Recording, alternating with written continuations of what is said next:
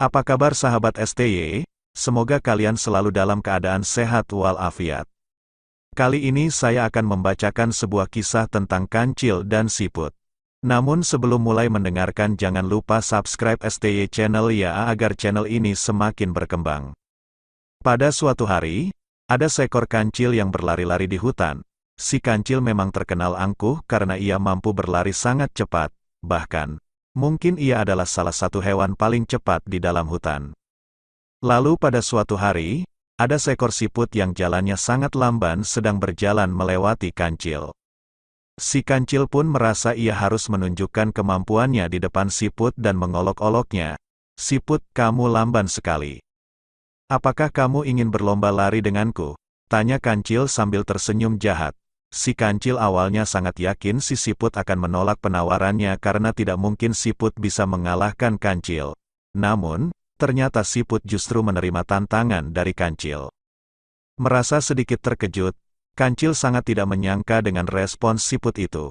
Namun, kancil tidak merasa khawatir sama sekali karena ia yakin ia bisa mengalahkan siput dengan sangat mudah.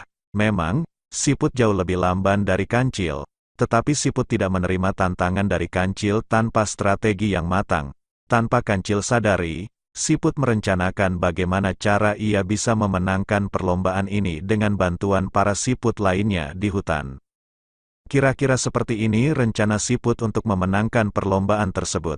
Seluruh siput yang ada di hutan akan bekerja sama dan berbaris di sepanjang tepi sungai.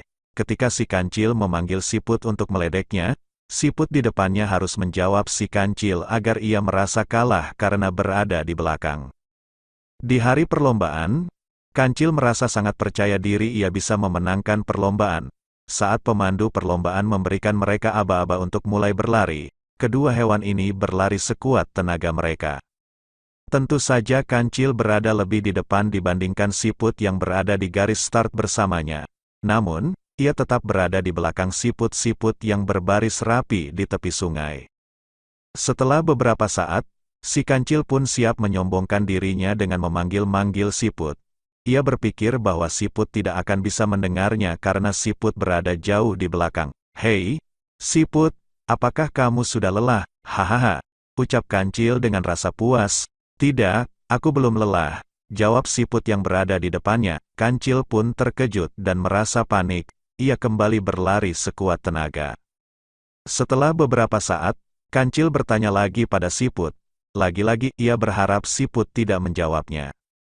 "Sepertinya kamu akan kalah, siput," ucap kancil dengan rasa sombong. "Sepertinya tidak," jawab siput dengan nada yang lembut. Kancil pun merasa lebih terkejut dari sebelumnya dan ia kembali berlari lebih kencang. Namun, sekarang kancil mulai kehabisan tenaga dan ia kehausan. Kancil merasa lemas dan kakinya menjadi sangat pegal.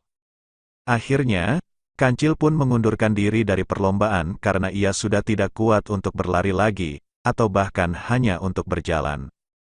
Dan betapa terkejutnya kancil ketika ia melihat siput sudah ada di garis finish mendahului dirinya.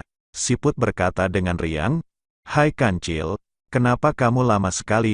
Aku sudah sampai dari tadi." Dengan perasaan sedih dan malu, kancil mengakui kekalahannya. "Makanya jangan sombong. Kamu memang cerdik dan pandai, tetapi bukanlah yang terpandai," kata si siput. Dengan perasaan menyesal, kancil menjawab, "Iya, maafkan aku siput, aku tidak akan sombong lagi," kata si kancil. Dari cerita tadi, terlihat bahwa kesombongan tidak akan pernah membuahkan hasil yang baik. Pelakunya justru akan dijauhi oleh semua orang, karena menjadi sosok yang paling tidak disukai oleh masyarakat. Justru dengan kelebihan yang Anda miliki, akan jauh lebih baik jika digunakan untuk membantu orang lain dan menebar kebaikan. Selain itu, pesan kedua yang dapat diambil dari cerita tersebut adalah sikap bijaksana dan tidak mendendam.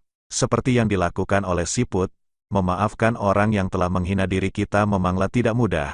Apalagi jika itu mengejek keterbatasan yang kita miliki. Namun langkah tersebut patut untuk Anda coba, karena memaafkan tetaplah jalan terbaik untuk menyelesaikan masalah. Pesan-pesan semacam itu sangat penting untuk diingat, agar kita semua bisa memiliki banyak teman. Tidak baik jika terus menyombongkan kelebihan diri, apalagi sampai menghina orang lain. Sampai jumpa lagi dengan kisah inspirasi selanjutnya ya, terima kasih, semoga bermanfaat buat kita semua.